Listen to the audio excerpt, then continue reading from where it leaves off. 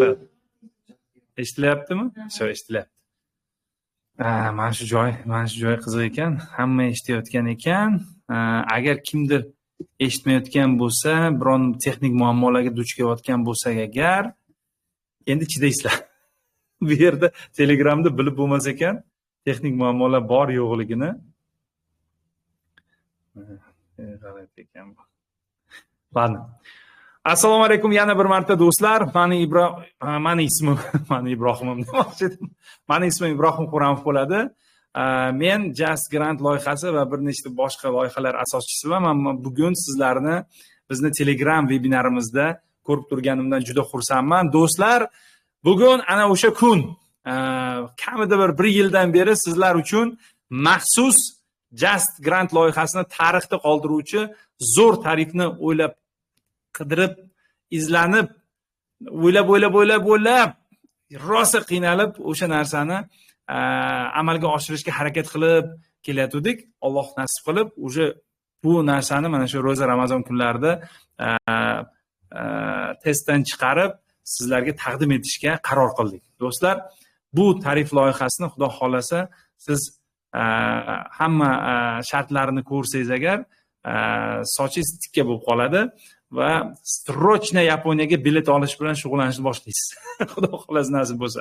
Do'stlar, anchadan beri webinar qilganim yo'q, shuning uchun aybga buyurmaysizlar. Bugun agar sal ba'zi joylarda cho'zilib, gapni ko'paytirib yuborsam, ana chatda yozib yuboringlar, gapni kamaytiring desangiz ekan, shart kesib, po'st kallasiga o'tamiz gapni. Do'stlar, hammalaringizga kattakon rahmat. Ro'za Ramazon kunlari bo'lishiga qaramasdan mana shu webinarga kirganlaringiz uchun bu sizlar haqingizda menga juda ko'p narsa aytib beradi. Ko'pchilik ana ovqat yeb bo'lgandan keyin qorinni qashib yotadi, yo serial ko'radi, yo kino ko'radi, yo ana Instagram, sotsialniy boshqa Telegramlarda boshqa blogerlarni ko'radi, boshqa qiladi, ish qilib bekarchi ish bilan shug'ullanadi. Bir tiyin foydasi yo'q, lekin uni o'sha qoniga dopaminni beradi, uni xursand tutadi, kelajagiga hech qanday yordam bermaydi, lekin mana shunaqa o'tkinchi xursandchiliklarga berilgan yoshlarimiz juda ko'p. Ularni safiga qo'shilmaganingizdan sizni tabriklayman. Xudo xolasa siz mana shu webinarga kirdingizmi, eng kamida shu bugun siz yaqin 10-20 yil ichida qanday maqsad qo'yish va o'sha maqsadingizni shu jumladan faqat Yaponiya orqali emas, shu jumladan Yaponiya yordamida qanday o'sha maqsadlaringizga erishishni bugun o'rganasizlar do'stlar. Ozgina o'zim haqimda informatsiya beraman. Birinchi, bugungi Yaponiyaga 100% kafolatlangan viza, o'qish va o'qish davomida $2000 daromad olish temasiga bag'ishlangan webinarimizga hammalaringizga xush kelibsizlar do'stlar. Webinarni boshlayveramiz. Boshlamayapti. Hozir. Bo'ldi. Share screen qilish kerak hali. Bo'ldi. So, arigato gozaimasu, sensei. Xudoy bergan degan zo'r, Xudoy berdi degan zo'r yordamchim bor. Hozir hammasini nastroyka qilib berdilar. Do'stlar, mana bu birinchi varag'i edi. Boyagina ko'ryapsizlar deb men o'tkazib yuboribman. Webinarimizga xush kelibsizlar. Endi webinarga kirishdan maqsadingiz o'zi nima edi? Iltimos, o'zingiz uchun bir varaq olasizlarmi, telefoningizni olasizmi? Mana shu webinarga o'zi kirishdan nima maqsad qildingiz? Pul olmoqchimisiz? Bilim olmoqchimisiz? Yaponiyaga bormoqchimisiz? Turist bo'lmoqchimisiz? Millioner bo'lmoqchimisiz? Ishlab chiqaruvchi bo'lmoqchimisiz? Biznesmen bo'lmoqchimisiz?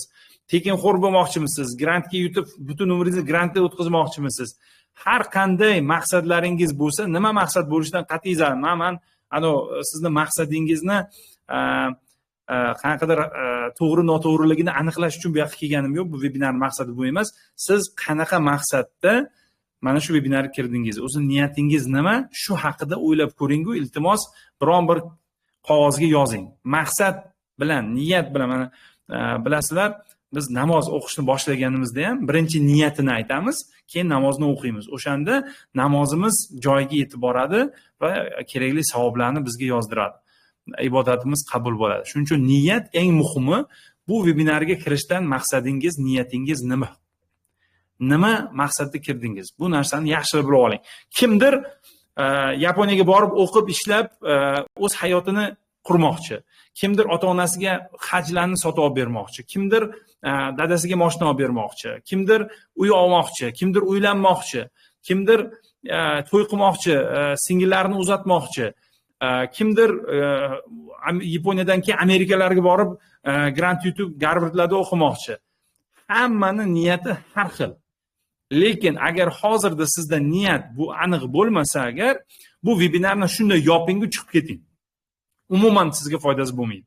Faqat yuragida niyati aniq bo'lgan insonga Alloh taolo yo'l ko'rsatadi. Va o'sha niyatni hozirroq aniqlab oling. Iltimos, o'zingizga yozib oling.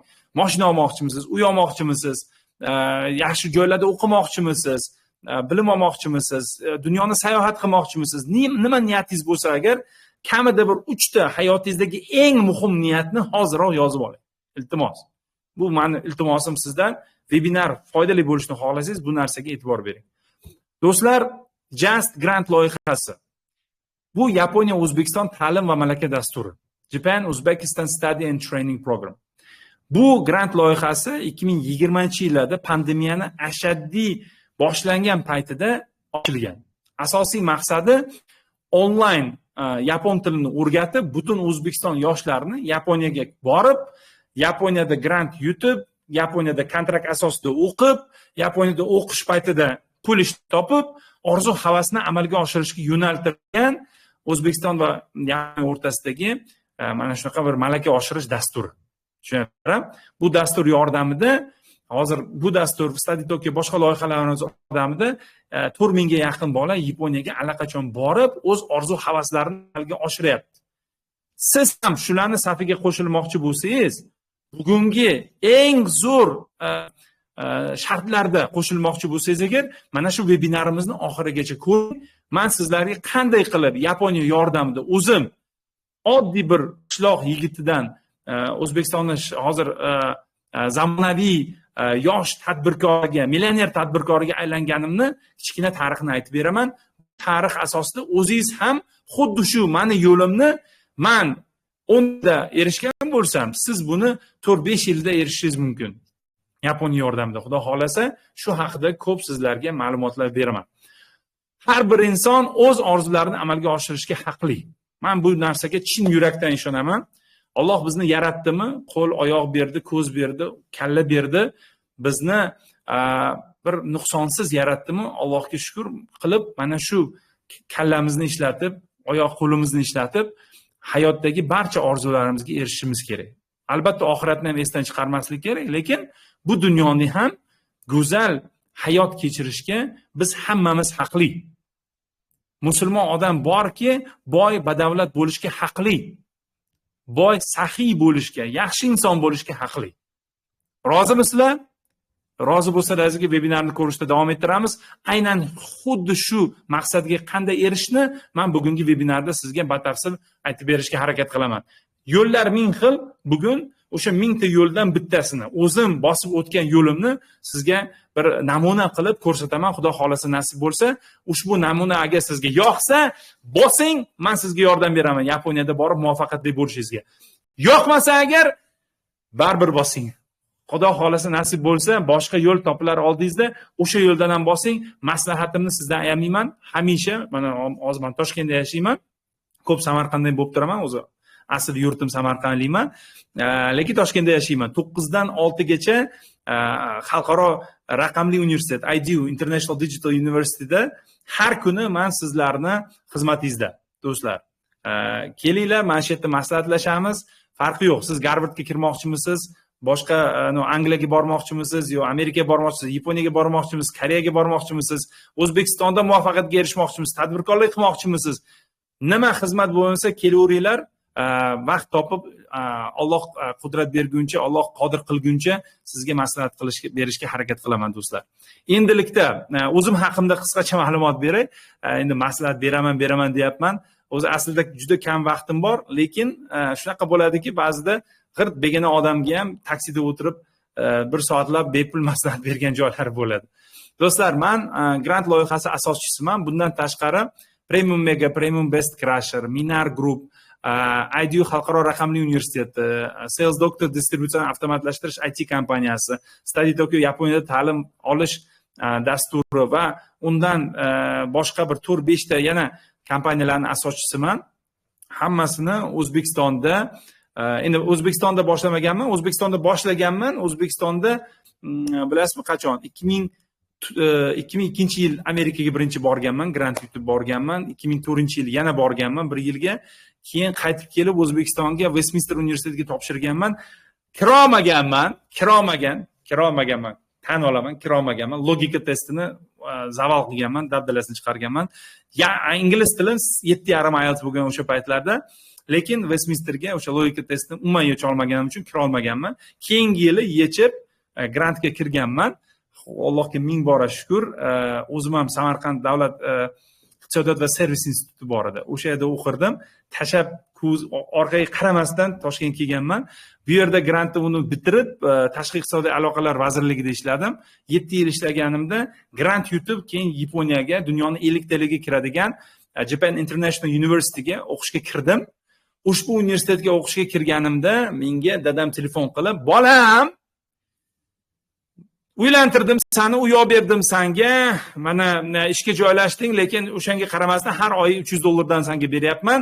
Mana 7 yil vaqt o'tdi, senga bir marta pul demadim, lekin men endi nafaqaga chiqaman. Endilikda sen o'zingga o'zing imkon bo'lsa, menga o'sha senga bergan $300 qaytarsang oyiga, singling bor, ukang bor, ularni uylantirishga, uyli joyli qilishga yordam bersang" deb menga vazifa qo'ydilar dadam. 26 yoshda edim. O'shanda meni bir chapaloq mamda kimdir urgandek bo'ldi.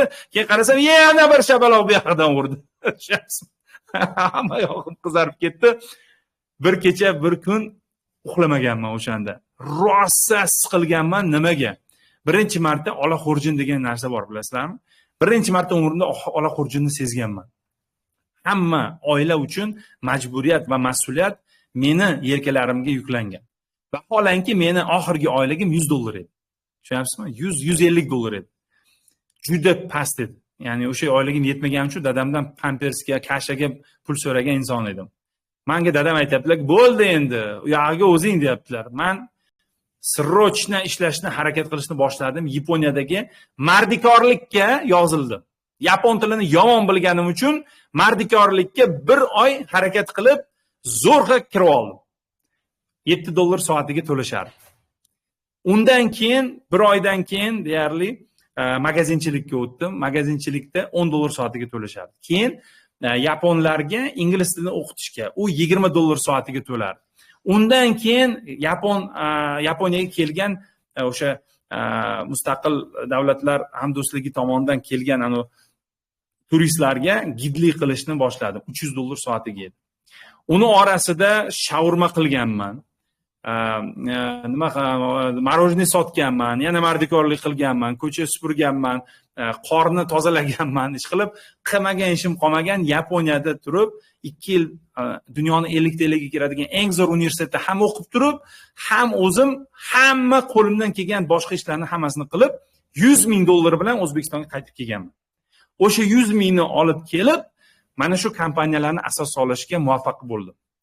Undan oldin ham Yaponiyadan oldin ham men ko'p kompaniya qilishga harakat qilganman. 3 marta bankrot bo'lib, jami $30,000 qarz bilan Yaponiyaga ketib qolganman.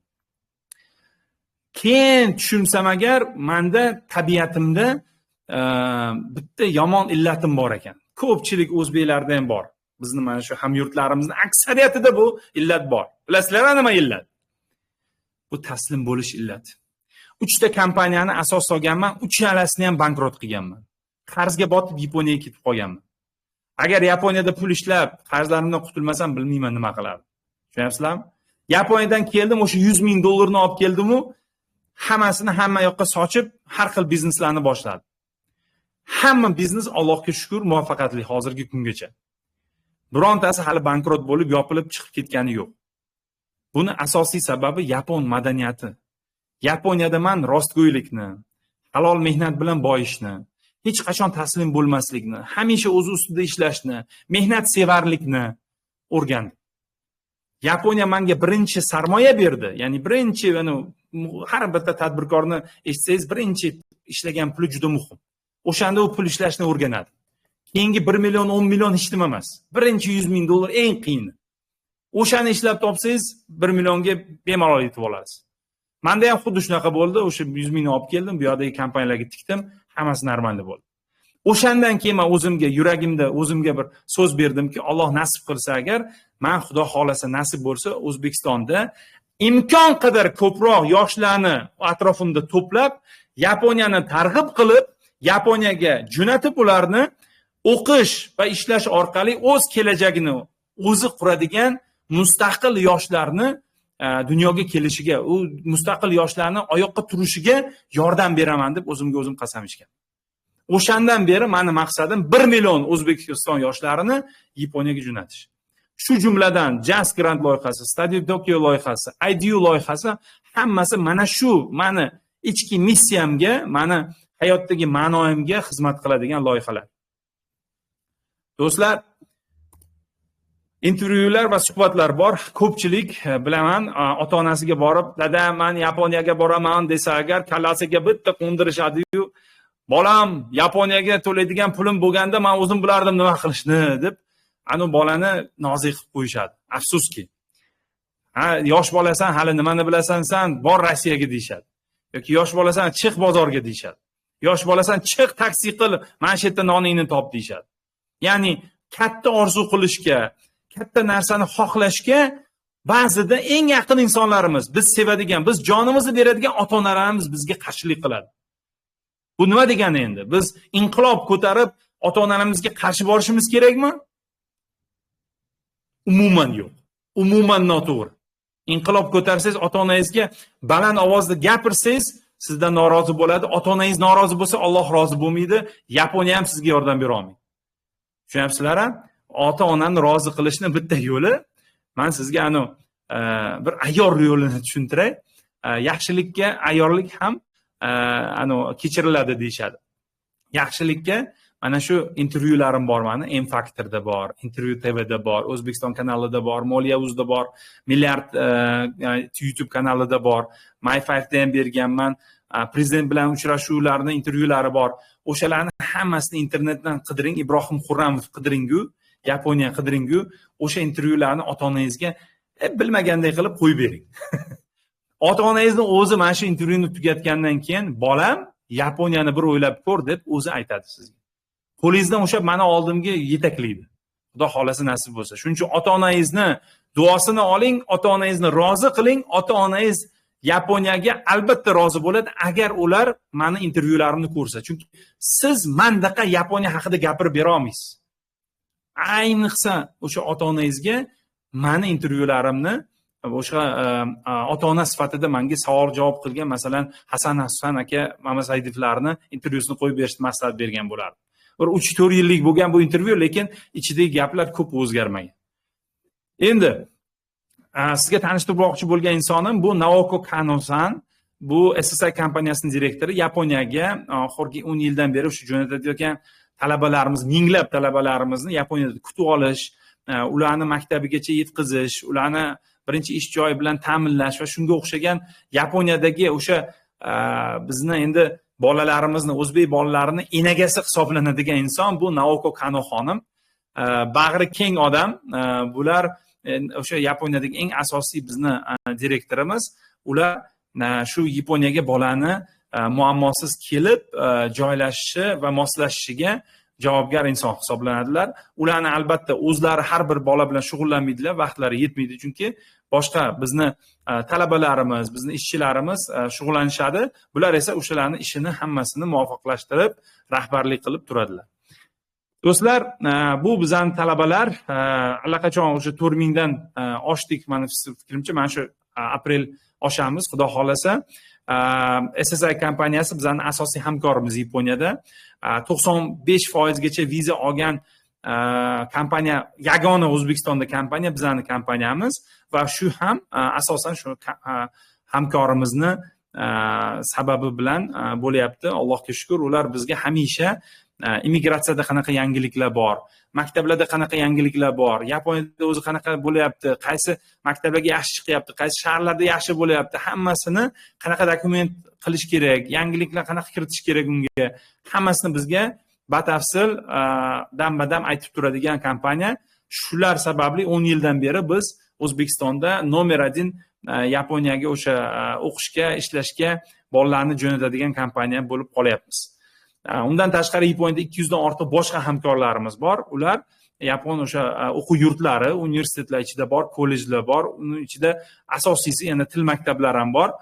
Endi shu paytgacha 110 ming dollardan ortiqcha grantlar ham Just Grant loyihasi orqali berganmiz. Hozirda grantlar mavjud emas, lekin grantlardan ham yaxshiroq tarif rejalari hozir bor. Alloh nasib qilsa, oxirigacha vebinarni ko'rsangiz, sizga albatta ular haqida gapirib beraman.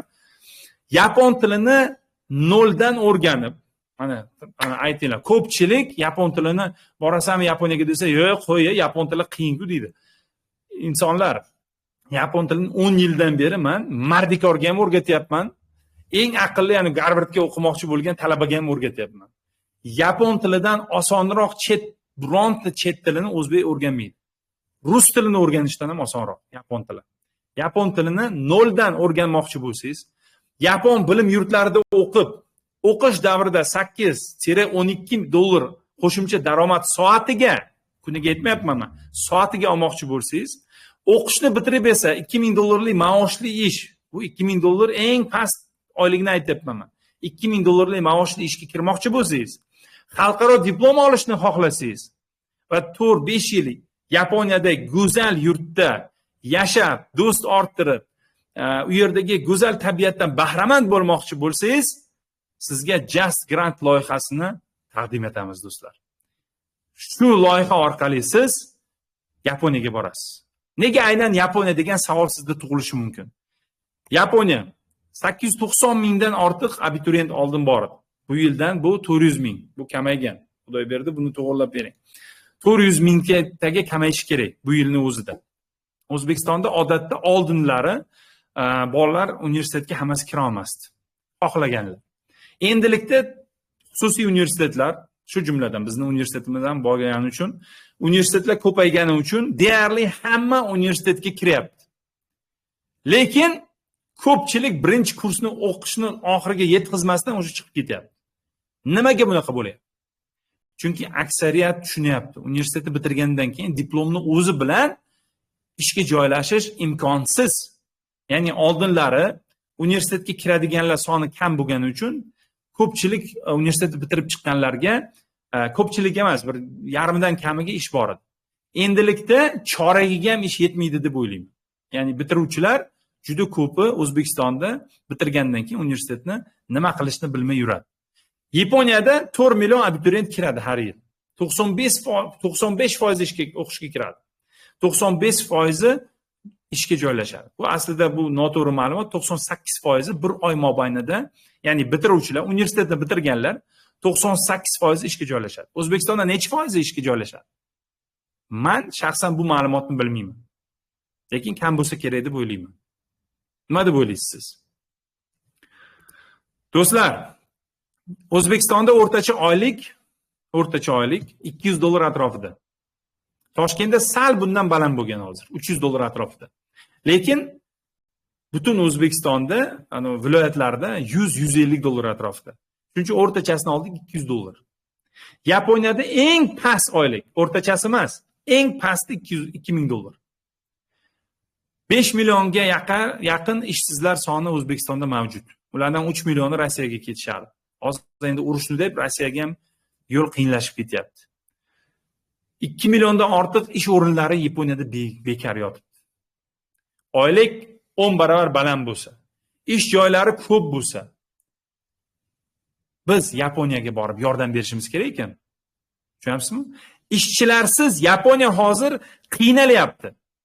Aholisi keksaryapti ularni, yoshlari kam, tug'ilish kam, xotin bo'lish kam, bola tug'ish kam. Ularning muammosi bu. Allohga shukr, O'zbek xalqi juda babaraka xalq. Har bittamizda 4-5 tadan bola bor. Shu bizni hozir qutqaradiganga o'xshayapti. Oldin biza bola ko'p tug'ilishi O'zbekiston aholisini kambag'allashishiga sababchi deb yurardim men. Endilikda men o'ylayman, bizni bolalarimiz ko'p tug'ilishi Alloh nasib qilsa O'zbekistonni boylikka eltuvchi. Agar bu bolalarimizni to'g'ri bilim bersak bu bolalarimizga, to'g'ri ishlash imkoniyatlarini bersak, bu bolalar hali O'zbekistonni eng rivojlangan davlatlar safiga qo'shadigan aynan shu bolalar. Yaponiyada ta'lim olish muassasalari, ular til maktablari, junior kollejlar, universitetlar va kollejlar. Bularni qaysi biriga borishingiz Just Grant loyihasi orqali faqat sizni bilimingizga bog'liq.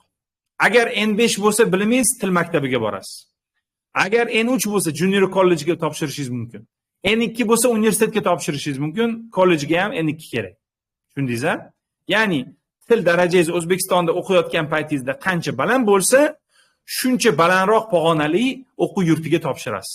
Buni barchasi bilan biz hamkorlik qilamiz va sizga yo'l-yo'riq ko'rsata olamiz. Qanday ularga kirish mumkin? Til maktablari shu hozirgi paytda 90% talabalarimiz til maktablarini tanlashadi. Buni o'zining pluslari bor. O'qish davomida ishlash mumkin. $8 dan $12 oyiga $1000. Mana $1000 bu norma. $2000 bu normadan ko'p. Bizni maslahatimiz oyiga $1000 dan ko'paytirmang. Bo'lmasa o'qishingiz sifati tushishni boshlaydi. Chunki siz uxlashingiz ham kerak, dam olishingiz ham kerak. Ba'zi talabalar $4000 gacha pul topyapti. Men buni tarafdori emasman. Do'stlar, Yaponiyaga borsangiz agar birinchi o'ringa o'qishni qo'ysangiz, kelajakda boy bo'lasiz. Bugun nisbatan kamroq pul topasiz. Hamma o'qishni unutib, faqat ishlayotgan bolalarga nisbatan. Lekin anu bolalarning kelajagi yo'q. Sizning kelajagingiz bo'ladi. Xudo xolasa universitetni bitirganingizdan keyin birinchi oyligingiz sizning $3000 bo'ladi. Anu bolalar universitetni bitirgandan keyin hech kimga ishga joylasha olmay yuradi, qiynalib. Eng arzoniga keyin joylashadi $2000 ga. Siz tez o'sasiz, karyerangiz uniki sekin o'sadi. Deyarli o'smaydi. Shuning uchun do'stlar, Yaponiyaga borganingizdan keyin birinchi navbatda o'qishni qo'ysangiz, ikkinchi navbatda ishni qo'ysangiz agar, Xudo xolasa kelajagingiz porloq. Yapon tili va madaniyatni mahalliy xalqdan o'rganishni imkoniyati bor. Til maktablarida siz 3 soatgina kuniga o'qiysiz. Ya'ni sizga bemalol vaqtingiz bor yapon madaniyatiga moslashishga. Hamma yoqda yaponlar atrofingizda. Ular faqat yapon tilida gapiradi. Ingliz tilini ham bilmaydi ko'pchilik. Ya'ni biladi-yu, bilmayman deb aytadi sizga. Bir yilda siz yapon tilini N2 darajagacha ko'tarasiz. Bu N2 daraja degani endi universitetni tanlasangiz bo'ladi. Yaponiyani o'zida bo'lganingiz uchun yaxshi universitetlarga topshirish imkoniyatingiz ko'payadi. O'zbekistondan turib siz 20 ta universitetga topshira olsangiz hujjat, Yaponiyadan turib 400 ta universitetga topshira olasiz. Top universitetlarga ham topshira olasiz. Til maktabiga borishni minusi 1 yil qo'shimcha o'qish kerak bo'ladi. Plusi o'sha qo'shimcha o'qish yilida siz yaxshiroq pul topasiz. Ikkinchi plusi yaxshiroq universitetlarni tanlay olasiz. Uchinchi plusi Yaponiyaga moslashishga sizga vaqt beriladi. Til maktabidagi o'quvchilarimiz, mana bolalarni qarang, vaqti shunga ham yetibdiki, madaniy hordiqlarini ham qilishyapti. Har xil Yaponiya madaniyati juda boy, tarixi juda boy. Har xil shaharlarga triplar uyushtirishadi, sayohatlar uyushtirishadi. Maza qilib bolalar, endi bilasizmi, ba'zida pul deymiz-ku, pulni ketidan yugurib hayotni yashamay qo'yamiz. Mana shu ham yomon.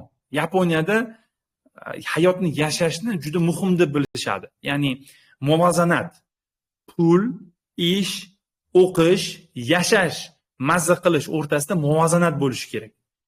Agar siz faqat o'qisangiz agar kallangiz qotib ketadi, faqat ishlasangiz agar kallangiz bo'm-bo'sh bo'lib qoladi. Agar faqat pul ishlasangiz agar hamma narsa, qolgan narsadan mahrum bo'lasiz. Faqat kayf saboq qilsangiz agar qolgan hamma narsadan mahrum bo'lasiz. Tushunayapsizmi? Ya'ni muvozanat, tillar o'rtasini topish kerak hamma narsani. Til maktabidagi o'quvchilarimiz, endi 4000 dan ortiq talabalarimiz bu maktablarga o'qidi, o'quv universitetlarida, kollej, junior kollejlarda o'qidi. Shuning uchun bularning rasmlari bizda ko'p. Kelsangiz yana ko'rsatamiz. Yapon tili yoki ingliz tili. Mana ko'pchilik aytadiki, bolalar deydi, aka deydi, men o'zi ingliz tilim 8,5 IELTS bor deydi.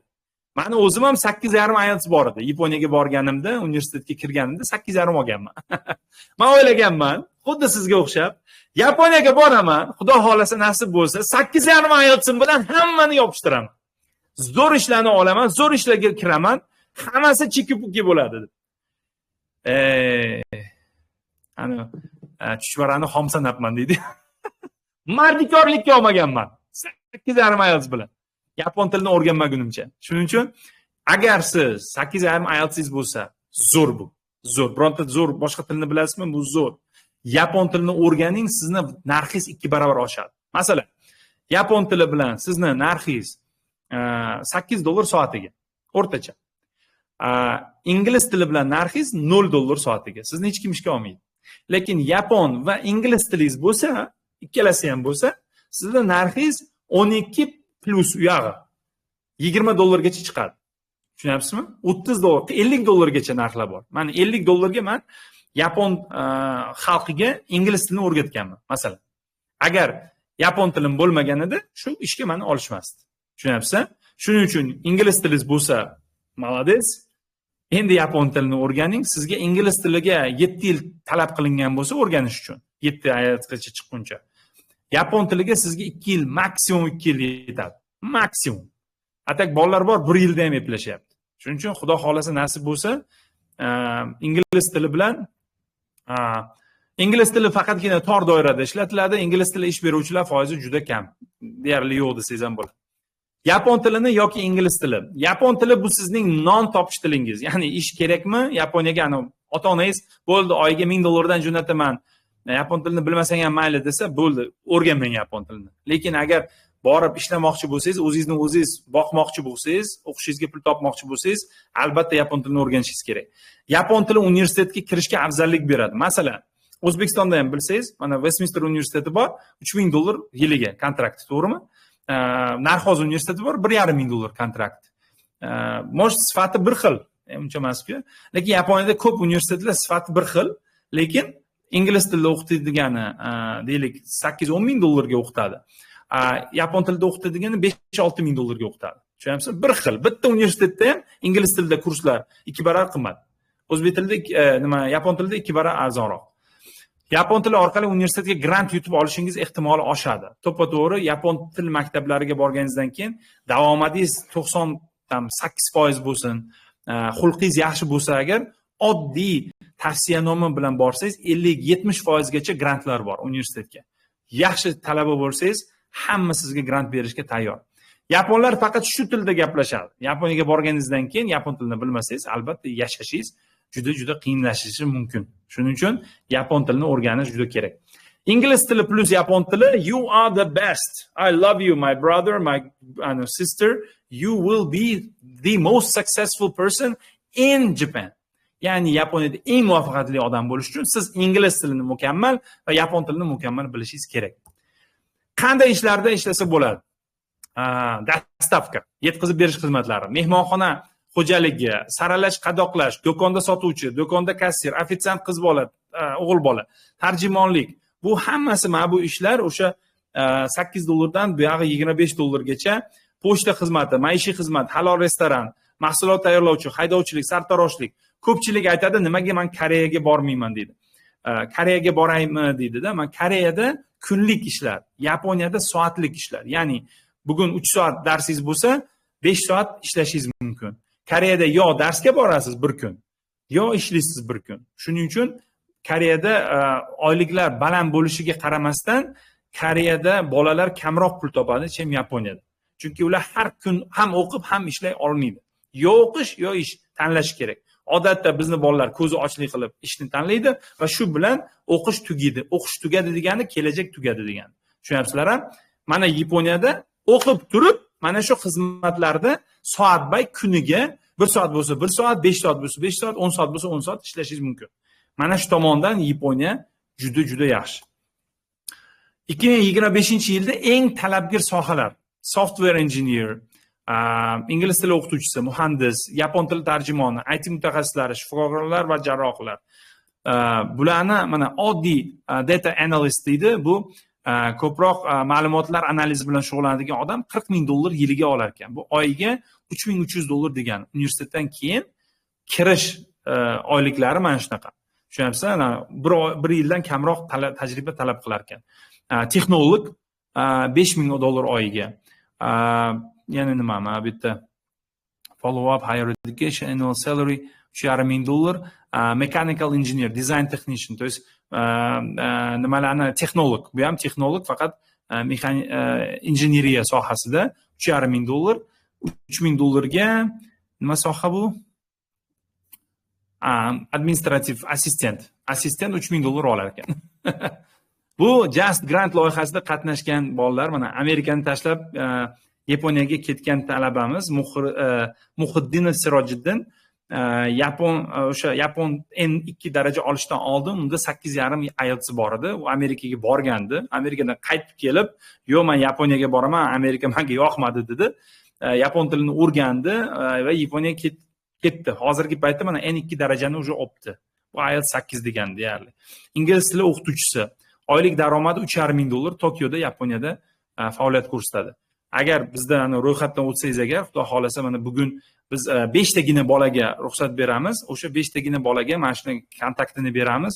O'zingiz gaplashavering. Xudo xolasa nasib bo'lsa, bu ham o'zini kerakli maslahatlarni berishga qarshi emas. Yaponiyaga borgan barcha talabalarimiz hamisha yordam berishga tayyor. Just Grant kimlar uchun? Bitiruvchilar, maktab, litsey, kollej va universitet bitiruvchilari, talabalar, hozirda bakalavr yoki magistratura bosqichlarida o'qiyotgan talabalar, dasturdan 17 yoshdan 30 yoshgacha bo'lgan yoshlar hammasi qatnasha oladi. Xudo xolasa nasib bo'lsa. Just Grant nima beradi sizga? Yaponiyada xalqaro diplom olish imkoniyati. Ya'ni O'zbekiston diplomlari ko'pchilik davlatlarda o'tmaslik ehtimoli bor. Yaponiya diplomlari dunyo bo'ylab hurmat qilinadi va dunyoda 6-o'rinda turadi va eng nima desam ekan, hurmatga sazovor diplomlardan biri. Hamma yoqda o'tadi, Amerikada ham, Yevropada ham.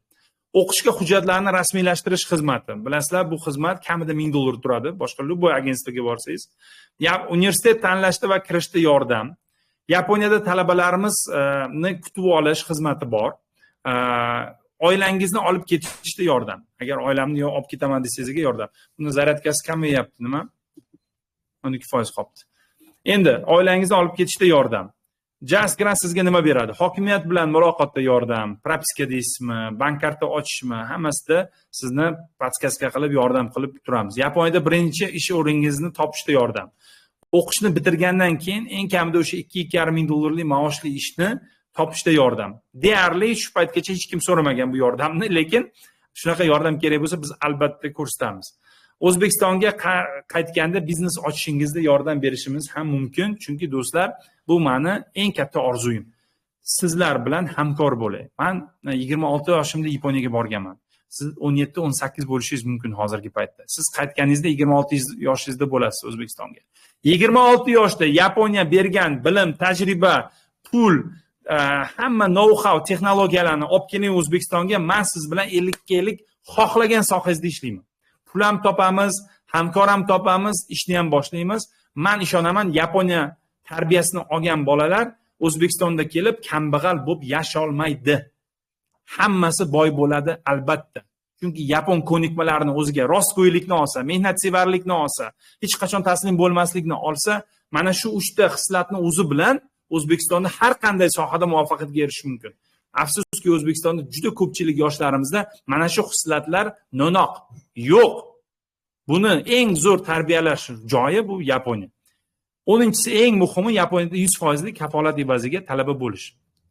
Qarang, aks holda hamma pullaringiz qaytarib beriladi deyapti. Qaranglar, biz birinchi marta o'sha Just tarixida, вообще Yaponiyadan o'sha hujjat qilish agentliklarining ichida birinchi bo'lib bizda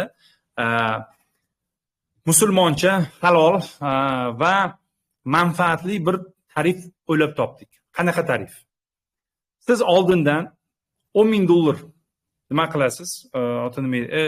Oldindan to'lovni amalga oshirasiz. Oxirida xizmatimizga bizdan rozi bo'lsangiz, xizmatlarimizdan ko'nglingiz to'lgan bo'lsa agar, bizga ma'lum bir qism pulni tashlab ketishingiz mumkin. Yoki oxirida rahmat aka, sizni xizmat pulingiz 0. Hech nima sizga bermayman desangiz ham, biz sizdan norozi bo'lmaymiz. Ya'ni biz o'zi musulmonchilikda shunaqa ekan, agar xizmat ko'rsatish bo'lsa agar, rozi qilib pulini olish kerak ekan. Tushunyapsizmi? Rozi qilib. Mayli, Allohga tavakkul. Meni aldamoqchi bo'lsangiz, Alloh sizga kifoya. Lekin men imonim komil.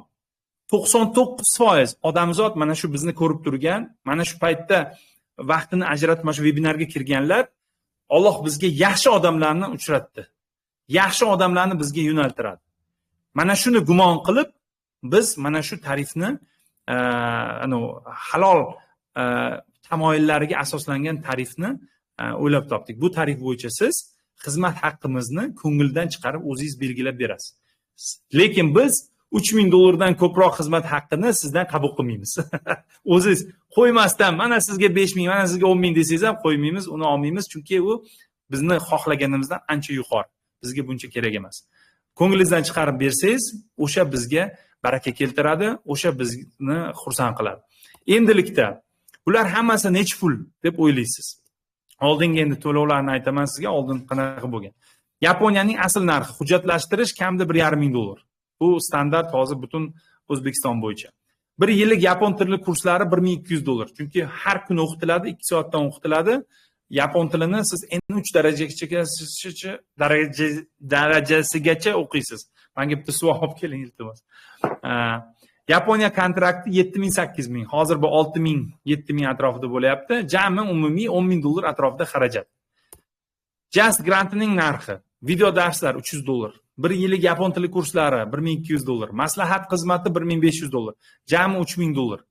Lekin buni hammasi bundan buyog'iga 3000 emas, biz belgilamaymiz bironta bir narxni.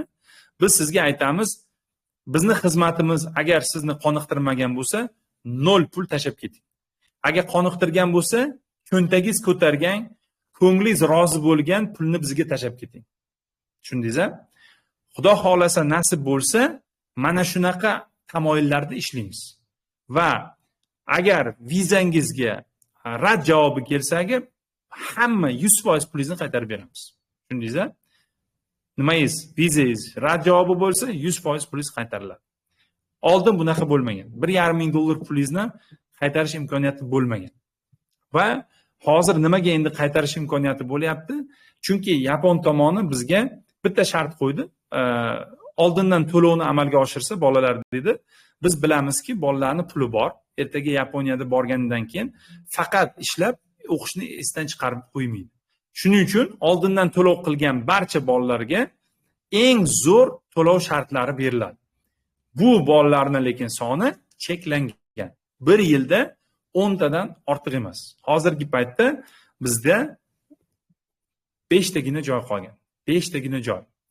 5 ta joyni agar ishlatmoqchi bo'lsangiz agar, siz hozirning o'zida Just Tokyo degan nima bor kanalimizda, imya пользователя deydi ruschasiga. Shu imya пользователя hozir ketdi, to'g'rimi? Shunga ism, telefon raqamingizni yozib qoldirasiz. Do'stlar, bu o'zi qanday dastur? Yapon tili, dokumentatsiya, viza xizmatlari, birinchi ish topib berish, hammasini ichiga o'ziga qamragan. Viza chiqqanidan so'ng sizdan faqat rahmat va odziv plus ko'nglingizdan chiqarib bergan pul. 1 yil davomida yapon tilini N3 sertifikatini o'qitamiz sizga. Viza agar chiqmay qo'ysa agar, bu juda kam holatlarda bo'ladi, siz barcha pulingizni qaytarib olasiz. Ya'ni siz hech nimani vaqtingizdan tashqari boshqa hech nimani siz tikmayapsiz. Siz faqat vaqtingizni tikyapsiz, $10,000 predoplata qilyapsiz. Oxirida hamma pulingizni qaytarib olyapsiz. Bizni xizmatimizga nima ko'nglingizdan chiqarib bersangiz, o'shanga rozi biza va bundan tashqari Yaponiyaga nima xarajat chiqsa, o'shani o'zini to'laysiz. Bizni fikrimizcha 10,000 dan sal pastroq bo'ladi. Bir 8,000 gacha xarajat bo'ladi degan fikrda biz. Har ehtimolga qarshi 10,000 deb yapon hamkorlarimiz bizga belgilagan. Endi nima tariflarga nima kiradi? 1 yil davomida siz yapon tilini N3 darajasigacha o'qiysiz. Har kuni o'qish 2 soatdan. Sizda Yaponiyada talaba vizasidan отказ bo'lsa ham qayta topshirib berish imkoniyati bo'ladi. Qarang, oldin sizni kimdir отказ olib bergan bo'lsa, mana endi 10 yildan beri o'zimizda ham откazlar bo'lgan. Asosiy откazlarning sababi yo texnik muammolar, ya'ni sizni hujjatingizni topshirgan odam qayerdadir xato qilgan, yoki sizni ota-onangizning moliyaviy holatiga ishonishmaydi. Biz o'sha nima sababini izuchat qilib, o'sha sababiga qarshi sabablar beramiz. Va Yaponiyani o'sha kerak bo'lsa yuristlarni, immigratsiya yuristlarini ishlatib, sizni hujjatlaringizni qayta topshiramiz. Xudo xolasa nasib bo'lsa, отказ sabablari oddiyroq bo'lsa agar katta ehtimol bilan sizga viza olib beramiz. Отказ sabablari jiddiyroq bo'lsa, kamroq ehtimol bilan, lekin olib berishimiz mumkin. Eng yaxshisi, siz agar viza olmasangiz agar hamma pulingizni qaytarib beramiz, siz hech nima yo'qotmaysiz. Til maktabi, universitet, kollejga o'qishga kirish. Oldinlari biz universitetni va kollejni kirishni xohlagan bolalarga ko'p xizmat ko'rsatishni xohlamasdik. Nimaga? Keladi deydi, N5im bilan meni universitetga kirgiz deydi. Yoki ingliz tilim bilan faqat universitetga kirgiz deydi. Biz odatda bunaqa bolalarga yo'q, bo'lmaydi, yapon tilini o'rganmasang bo'lmaydi deb yo'q deya qolardik-da, ya'ni ko'p achaklashib o'tirmasdik. Hozirgi paytda endi gap yo'q. Siz Yaponiyaga 1 yildan keyin ketib, ingliz tilida o'qimoqchi bo'lsangiz, gap yo'q, buni ham xizmatini qilib beramiz sizga. Yapon tili o'qish lekin sizni majburiyatingiz. Agar yapon tilini o'qishni xohlamasangiz, ota-onangizda sizni 6 oy, birinchi Yaponiyadagi 6 oyga har oy $1000 to'lash imkoniyati bo'lishini bizga ko'rsatib bersangiz agar, ingliz tilingiz bilan ham Yaponiyaga jo'nata olamiz sizni. Chunki asosiy sabab nimaga ingliz tili bilan biz oldin jo'natmasdik Yaponiyaga? Chunki Yaponiyada pul yetmaydi unga. Ota-onasi agar pul jo'natmasa agar, Yaponiyada yapon tilisiz ish topa olmaydi, qiynaladi va juda tez qaytib keladi O'zbekistonga. Shu joydan qo'rqib o'zimizdan nima xoli qilardik-da. Endilikda universitet xohlasangiz ham, ingliz tilida o'qishni xohlasangiz ham, hammasiga imkoniyat bor. Faqat sizdan o'sha oldindan to'lovni amalga oshirish talab qilinadi va har kuni aytilgan darsga kelib, davomadingizni chiroyli tutishni talab qilamiz xolos. Hujjatlaringizni ortiqcha yugur-yugurlarsiz tayyorlab berish. Biz nafaqat sizni o'zingizni ota-onangizni homiyligini, balki o'zimizni menga tegishli bo'lgan, mana endi soni kam-ku bularni, 5 tagina bola olyapmiz. O'zimga tegishli bo'lgan foydaga chiqqan kompaniyalarni homiy qilib ko'rsataman. Sizni viza hujjatlaringiz yaxshi chiqishiga mana ehtimolini yana oshiraman. Tushunyapsizmi?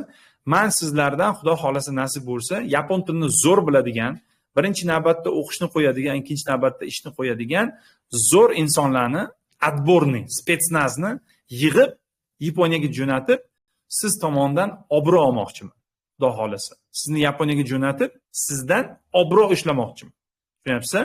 Buning uchun eng zo'ringizni olishim kerak, yaxshi o'qitishim kerak, yaxshi hujjatlar bilan sizni 100% o'sha vizalaringizni olib chiqarib, berib qo'lingizga Yaponiyaga jo'natishim kerak va Yaponiyaga borganingizdan keyin ham birinchi ishingizga, birinchi o'qishingiz, birinchi yashash joyingizni ta'minlab berishim kerak. Xudo xolasa nasib bo'lsa, undan keyin ham yana 6 oy sizni podдержка qilamiz telefonda yoki u yerdagi ofisimizga borishni imkoniyatini beramiz sizga. Постоянно sizga kimdir g'amxo'rlik qiladi. Sizdan 100% Yaponiyada muvaffaqiyatli talaba yetkazish niyatimiz bor. Yaponiyada birinchi ishingizni topishda ham yordam beramiz. Buni o'zi aytib o'tdim.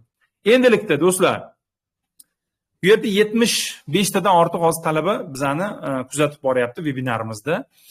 Alloh nasib qilsa agar sizni ichingizda aynan o'z mehnati bilan, ota-onasini emas, amakisini emas, tog'asini emas, hokim bog'asini emas, o'zini mehnati bilan, o'zini kallasi bilan, o'zini kelajagini qurmoqchi bo'lgan, ham o'qiyman, ham ishlayman, vatanimga bir foydali, manfaat tegadigan bir yaxshi inson bo'laman deydigan, mustaqil fikrlaydigan bola va qizlar o'tirdi deb o'ylayman.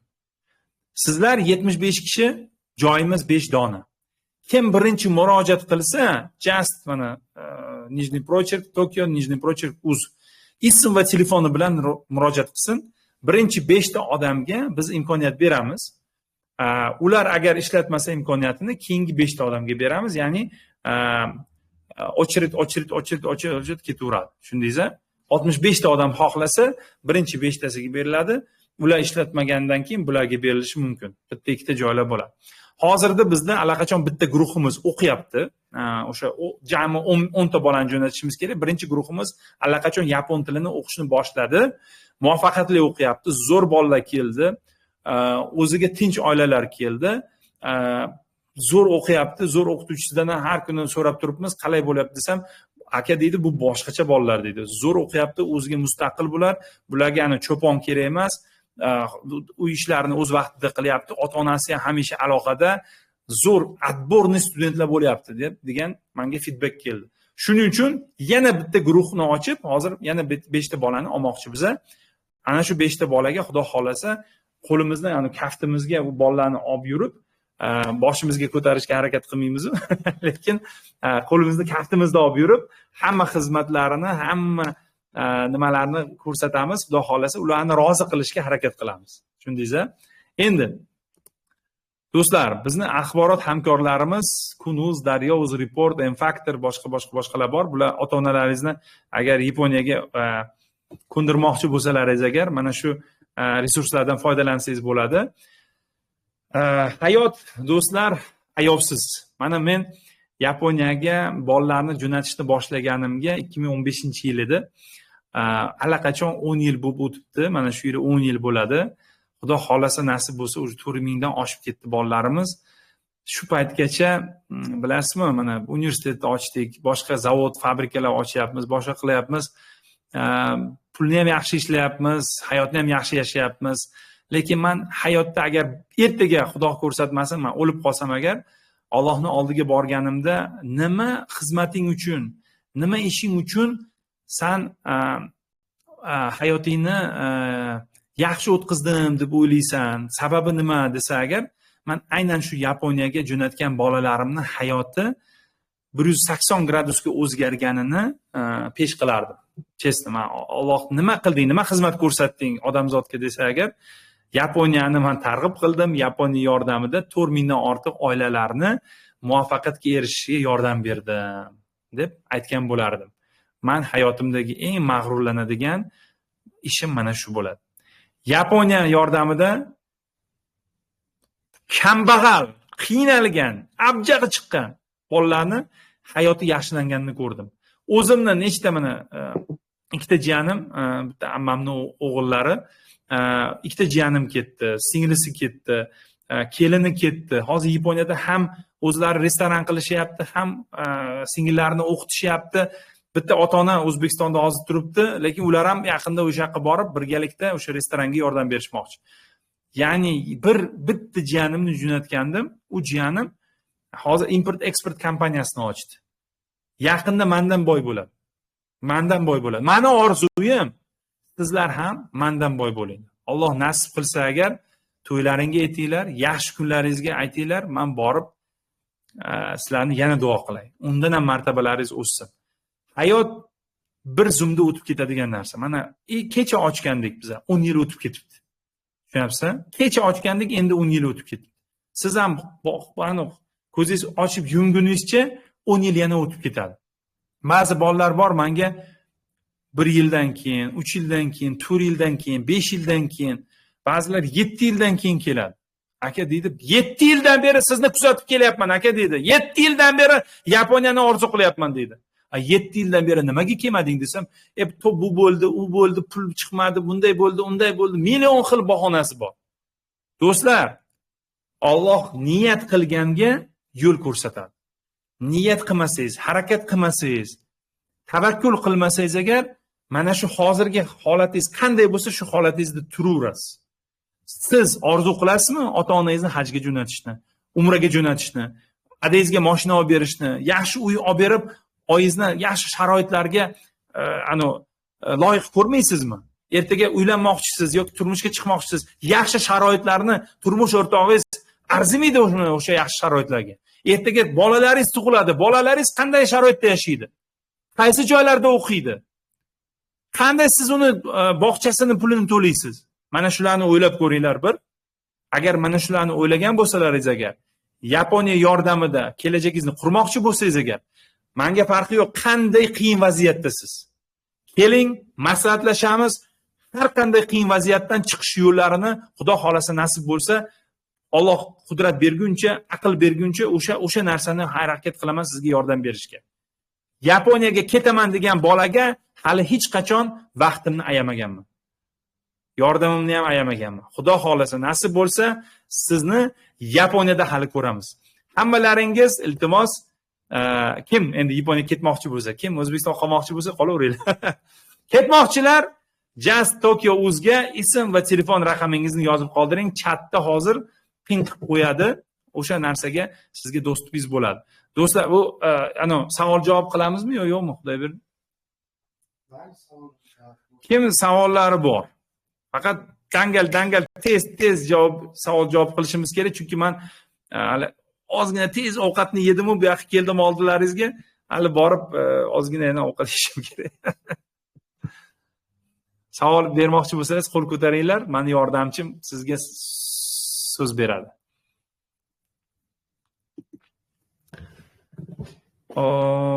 Chinnuri, mahbubi.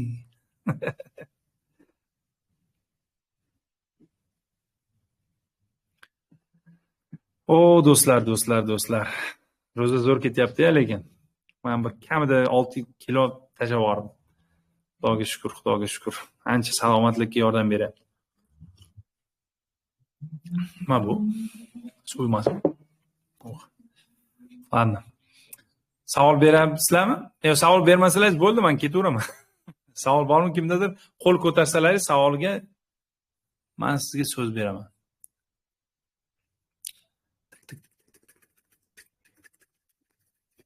Hech kim qo'l ko'tarmayapti. Savol yo'q shekilli. Men sizga savolim bor, mana bu narsani ko'rdingizmi? Mana bu Just Tokyo Uzni ichiga kira oldingizmi? O'zingizni yoza oldingizmi? Ism va telefoningizni? Kira olgan bo'lsangiz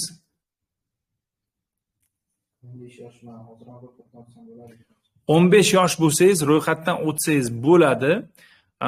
Endi nechinchi sinfligingizga bog'liq. Agar sinfingiz hali yoshroq bo'lsa, agar men bizni video platformani sotib olib, o'shani o'qishni tavsiya beraman. Video platforma yordamida yapon tilini o'qiysiz. 11-sinfga yaqinlashganingizda, ya'ni 11-sinfni boshlaganingizda bizga murojaat qilganingiz eng ma'qul vaqt. O'shanda sizni hujjatlaringizni qilamiz. Lekin ungacha yapon tilini o'rgansangiz, nur ustiga a'lo nur bo'ladi. Yaponiyaga ketayotganingizda N2 darajangiz bo'lsa agar, siz $8 emas, 12, 15, 16 dollardan ham ish topa olasiz. Yapon tili darajangiz baland bo'lsa, universitetlarning zo'riga kirasiz, grantlar yutasiz. Ya'ni juda ko'pda foydasi u yapon tilini zo'r o'rganish. Shuning uchun 15 yoshmisiz, 12 yoshmisiz, 13 yoshmisiz? Boshlang hozir o'rganishni. Men sizga yordam beraman, qayerdan o'rganish kerakligini aytib beraman. Yana savol.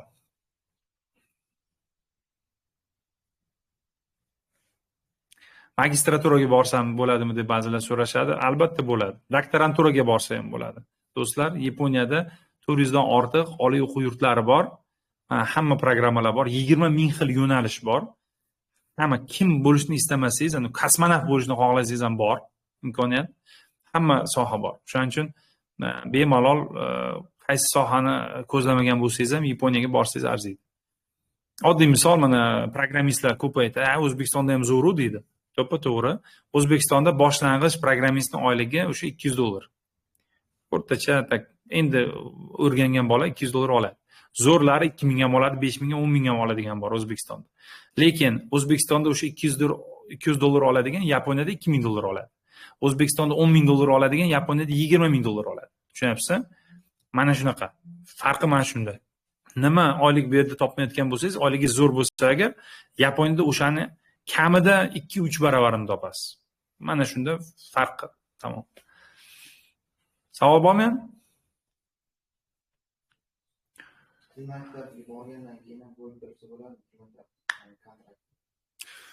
Til maktabini kontraktini bo'lib to'lashga ular odatda imkon bermaydi. Agar darajangiz juda yuqori bo'lmasa, masalan N2 daraja bilan kelsangiz agar gaplashib bersak bo'ladi, lekin N2 dan past bo'lsa agar odatda ruxsat bermaydi. Nimaga? Chunki bolalar boradi Yaponiyaga, to'lagisi kelmaydi yoki kech qoladi. Ba'zilar tupoy, prosta ahmoqlik qiladi-da.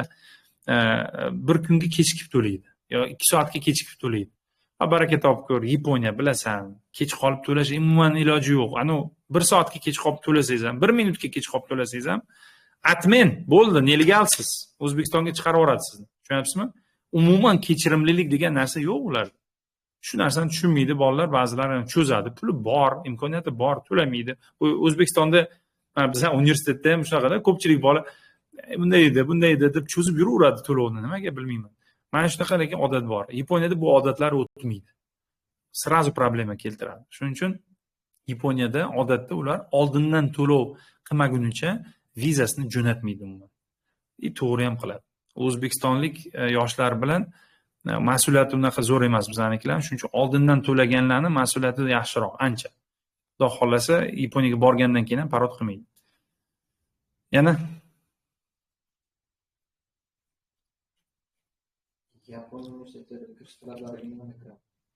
Yaponiya universitetlariga kirish talablariga nimalar kiradi? Do'stlar, endi yo'nalishingizga bog'liq.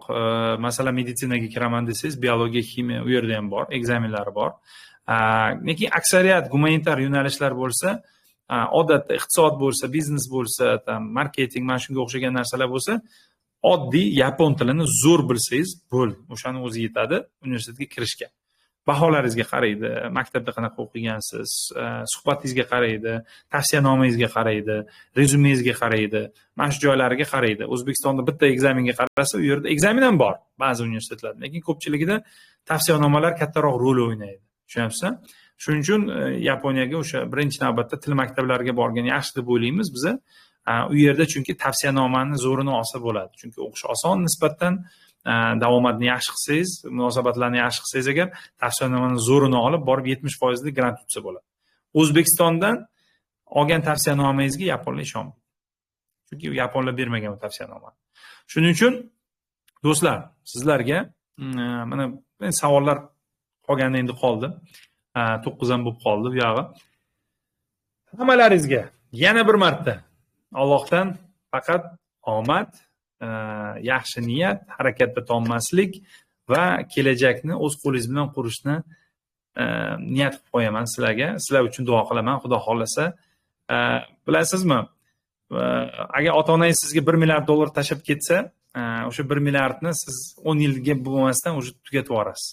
Agar o'zingizni mehnatingiz bilan ter to'kib, o'zingizni mashaqqatli mehnatingiz bilan agar 10 so'm topsangiz ham o'sha 1 milliarddaqa maza bermaydi, undan ko'proq maza beradi, shirinroq bo'ladi. O'zingiz topgan pul hamisha shirinroq bo'ladi.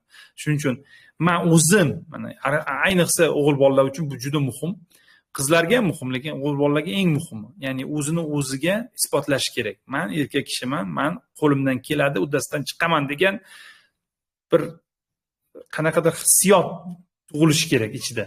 Erkak kishiga shu narsa tug'ilsa, hayotda necha marta nolga tushmasa ham, albatta yana ko'tarilib, eng katta cho'qqilarni zabt etishi mumkin. Yaponiyada birinchi mana shu noldan men 100 ming dollarga chiqdim. Niyatim har bittalaringiz o'sha 100 mingga emas, 1 millionga, 10 millionga chiqinglar. Xudo xolasa nasib bo'lsa. Qolganini u yog'ini men o'zim sizlarga o'rgataman. Mana shu eng отборный 5 talikka kiringlar. Men o'zim sizga ustozlik qilaman. Xudo xolasa nasib bo'lsa, birontangiz ko'chada qolmaysiz, birontangiz boy bo'lmasdan qolmaysiz. Xudo xolasa nasib bo'lsa. Men sizni boy qilish orqali o'zim ham boyiyman. Lekin ikkalamiz ham boy bo'lsak, saxiy boylar bo'lsak, naqadar go'zal bu olam bo'ladi. To'g'rimi? Shuning uchun kim birgalikda boyishni xohlasa agar, marhamat 5 talikka kiringlar, shogird bo'linglar. Xudo xolasa nasib bo'lsa, kelajagingizni birgalikda quramiz. Hammalaringizga kattakon rahmat, omadlar tilayman. Ro'za Ramazon kunlarini zo'r o'tkazib olinglar. Qiynalmasdan Alloh sizlarga hammalaringizga o'zi panoh bersin, o'zi yo'l bersin. Ko'ngillaringizga eng to'g'ri yo'lni bitsin. Xudo xolasa nasib bo'lsa. Hammalaringizga yana bir marta sog' omon bo'linglar. Xayr. Bo'ldi-ya? Yo'q, bo'lmadi.